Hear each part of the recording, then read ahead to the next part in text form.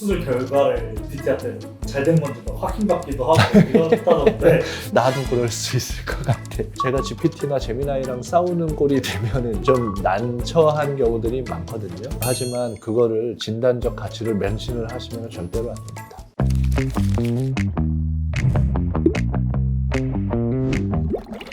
안녕하세요. 서울대학교 구강암면외과 전문의 맥스 구강암면외과 박재봉 원장입니다. 안녕하세요 원장님. 요즘 진료 보실 때 AI 활용해서 이제 질문하시는 환자분들 많아. 엄청 많아. 정보들이 엄청 많아.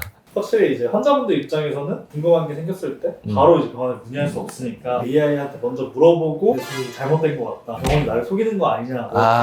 아니 근데 이해는 합니다. 왜냐하면 저부터도 이제 조금 관심은 있는데 잘 모르는 분야 하면 바로 GPT, 제미나이, 최근에 이제 클로드까지 너무나 당연한 거고 사실 그게 문제를 되는 건 아닌데 그거를 비판적으로 사실인지를 판단할 수 있는 역량이 다른 분야에 대해서 없으니까 되게 조심을 하거든요. 특히나 이제 수술과 관련된 진단과 관련된 이런 부분들은 정말 조심해야 됩니다. 실제로 이제 AI에 이제 얼굴 사진이나 뭐 엑스레이나 CT를 넣어가지고 잘못된 진단을 가지고 잘못된 분석을 가지고 오시는 분들도 굉장히 많아요. 그거를 다시 내가 설득을 해야 되는데 제가 GPT나 제미나이랑 싸우는 꼴이 되면은 제가 좀 더 없어 보일 수도 있어서 좀 난처한 경우들이 많거든요. 그래서 오늘은 양악수술과 윤곽수술을 준비하시는 환자분들께서 AI를 어떻게 써야지 정말 나에게 도움이 되고 혹은 독이 될 수 있고 이러한 부분들을 구강암면외과 전문의 입장에서 말씀을 드려보도록 하겠습니다. 사실 요즘 뉴스에서도 AI로 의료에 활용을 한다. 그럼 환자분들이 챗GPT 물어보는 것도 좀 비슷한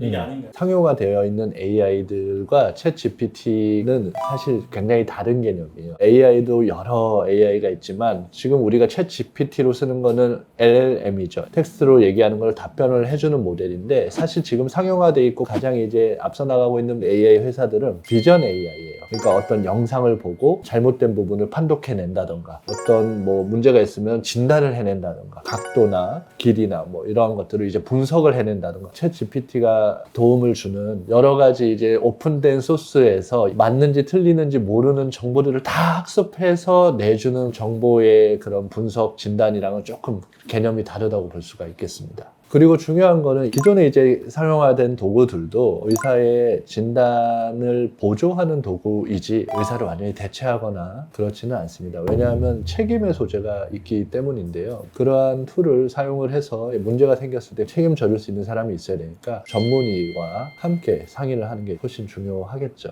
아시겠지만 인공지능이라는 것 자체가 내가 학습한 데이터의 퀄리티가 얼마나 좋냐 이게 중요한 거잖아요. 챗 GPT나 이러한 수준은 책을 여러 권 읽은 학부생 수준이라고 저는 이제 느껴지고 있습니다. 실제로 이제 대화를 나눠보면 나중에는 점점 더 좋아지기는 하겠죠. 하지만 그거를 진단적 가치를 맹신을 하시면 절대로 안 됩니다. 뉴스에서 얘기하는 의료 특화 AI나 챗 GPT 자체는 좀 완전히 좀 다르다 이렇게 볼 수가 있겠습니다. 퀄리티 면에서. 양악이나 윤곽 수술할 네, 때도 네. AI의 진단과 이제 수술 플랜 이도 될까요? 이렇게 생각하시면 됩니다. 어떤 진단을 하는 데 있어서는 분석이 필요하죠. 분석을 하는 대상이 단순히 2D 엑스레이도 있지만 3D CT도 있고 3D 얼굴의 스킨의 모습, 그리고 각각의 이제 볼륨의 정도, 그 안에 있는 신경이라든지 관절이라든지 상악동, 뭐 비강, 기도 공간의 문제, 그 환자분의 추구 미적인 기준, 교합의 문제, 근육의 문제, 그 이상의 말로 설명할 수 없는 많은 정보들을 다 가지고 이 수술을 어떻게 진행해야 할지 계획을 세우는 거거든요. 그런데 이제 GPT에 넣는 거는 사실 거기서는 계획이 나올 수가 없습니다. 예를 들어서 이제 이상적인 각도가 뭐 요로 하다는데 거기에 맞춘 계획이 나올 수 있는데 실제로 그게 환자분의 얼굴에 적용될 수 없는 계획일 가능성이 많습니다. 예를 들자면 옆모습 엑스레이에서는 어떻게 해야 된다라고 계획이 나왔는데 앞모습에서는 뭐 비대칭이 심해서 좌우가 다르게 들어가야 된다던가 턱을 좀 많이 넣으면 좋겠는데요 했는데 기도 공간을 봤을 때는 턱 넣으면 이제 큰일 난다던가 환자마다 좀 다르지만 근육의 볼륨이나 심부볼 지방이나 전체적인 얼굴의 연조직 구조나 포션이 다르다던가 이런 경우에는 그런 사진만으로 진단을 내릴 수 없잖아요. 그리고 직관적으로 그리고 아니면 학문적으로 이런 것들 것들을 다 분석을 할 수 있는 전문가에게 가시는 것이 가장 정확하다고 생각을 합니다. 수술 결과를 PT한테 잘 된 건지 막 확인받기도 하고 이렇다던데 다시 얘기하자면 나는 이해해. 나도 그럴 수 있을 것 같아.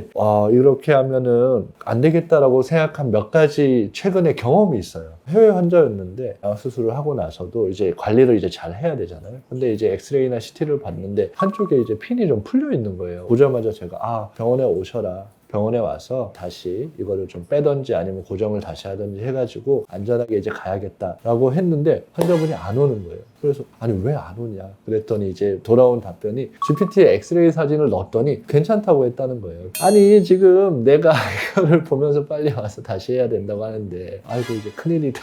CT나 이런 걸 보면은 금속 주변에 아티팩트라고 그래가지고 상이 다 이제 뿌옇게 번지는 이런 현상들이 이제 벌어지거든요. 이런 것들은 정상인데 뭐가 큰 문제가 있다 뭐 이런 식으로 나오는 결과를 가지고 오신 분들도 있고 수술 끝나고 한 3개월 전 6주 8주 전에 환자분들은 많은 고민에 빠집니다. 내가 이게 수술이 잘 된 건지 내가 생각했던 것과 너무 다른데 붓기와 회복에 관련된 여러 가지 이제 고민들이 이제 시작이 되는 시기인데 제가 보니까 GPT가 제미나이나 고객의 입맛에 맞게 약간 거짓말도 하는 그런 게 있는 것 같더라고요. 일반인 수준에서도 이게 뭐 말도 안 되는 소리야 이럴 정도면 이제 걱정을 안 하겠는데 강화학습이라고 계속 나쁜 걸 얘기했을 때 그렇게 얘기를 주거니 받거니 하다 보니까 완벽하게 그렇게 됐다고 생각하고 이제 오시는 분들도 많더라고요. CT 찍어서 하나하나 보면서 이제 설명을 해드리는데 리얼 월드로 넘어오게 하는 상황이 시간이 생각보다 많이 걸리더라고요. 그러니까 너무 맹신하지 마시고 정말 걱정이 되시면 결과에 대해서 전문의랑 상의를 해보시는 게 좋을 것 같습니다. 그게 생각보다 이쪽 업계에서도 약간의 사회 문제가 되어가는 건가 싶기도 합니다. 수술 전 진단 이건 더 위험하고요. 수술 후 결과에 대한 어떤 분석도 부족한 정보를 통해서 이제 잘못된 언행을 GPT나 제미나이가 하였을 경우에 선생님이나 병원과 라포가 막 깨지면서 이런 경우도 이제 발생하는 것 같아요. 조심해야 될 것 같아요, 진짜로. 원장님께서 네네. AI는 잘 쓰면 확실히 도움이 된다고 말씀해 주셨는데 네네, 좋죠. 어떻게 하면 이런 양악수술이나 감각수술 고려 중이신 분들이 네.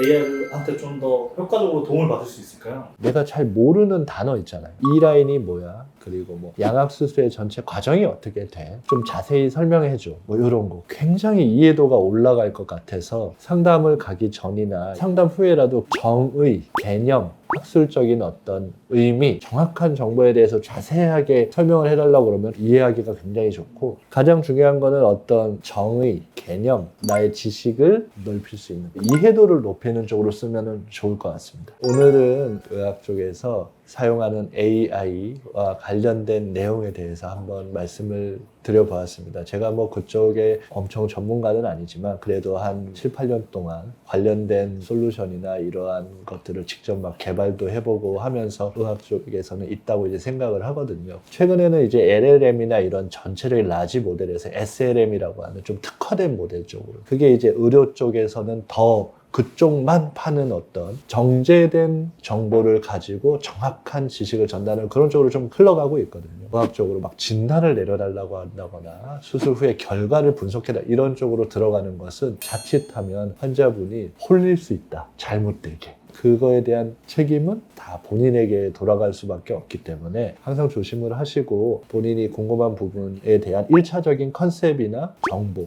지식 이런 것들을 좀 확장을 시켜서 이해도를 높이는 데 쓰시는 것을 추천드리고 좀 더 고차원적인 분석이나 이러한 것들은 아직까지는 전문가와 함께 하시는 것이 환자분의 건강이나 환자분의 미적 요구를 더 증가시키는데 훨씬 더 소중하게 쓰일 것이라고 생각을 하고 있습니다. 오늘 내용이 좋으셨으면 좋아요, 알림, 구독 설정 부탁드리고 궁금하신 내용이 있으면 댓글로 남겨주시면 저희가 시간이 되는 대로 작성을 해드리도록 하겠습니다. 지금까지 서울대학교 구강암면외과 전문의 맥스 구강암면외과 박주봉 원장이었습니다. 감사합니다.